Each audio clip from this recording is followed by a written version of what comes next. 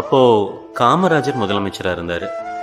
அப்போ ஒரு முதலமைச்சருக்கு இப்போ ஒரு 60 மெடிக்கல் சீட்ஸ் கோட்டா ஒதுக்க முடியும். நெறைய அப்ளிகேஷன்ஸ் வந்திருந்தது. அதிலிருந்து சிஎம் கோட்டாவுக்கு தேவையான அப்ளிகேஷனை செலக்ட் பண்ணி கொடுக்கிற பொறுப்பை சில ஐஏஎஸ் ஆஃபீஸர் கிட்ட ஒப்படைச்சாரு காமராஜர். ஒரு வாரம் ஆகியும் செலெக்ஷன் முடியவே இல்லை. ஒரு நாள் சிஎம் அவங்கள கூப்பிட்டு, என்ன சார் ஆச்சு அப்படின்னு கேட்டார். சார், அதான் சார் டிஸ்கஸ் பண்ணிட்டு இருக்கோம் அப்படின்னு அவங்க சொன்னாங்க. இந்தாங்க, இவங்களுக்கெல்லாம் அந்த சீட்டை கொடுத்துருங்க அப்படின்னு காமராஜர் சொன்னார்.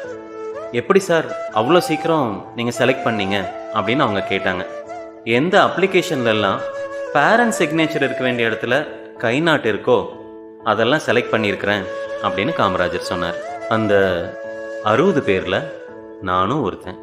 இது வரைக்கும் ஒரு 1,00,000 பேஷண்ட்ஸ் மேலே நம்ம பார்த்துட்டோம். ஒரு 1000 சர்ஜரிக்கு மேலே பண்ணிட்டோம்.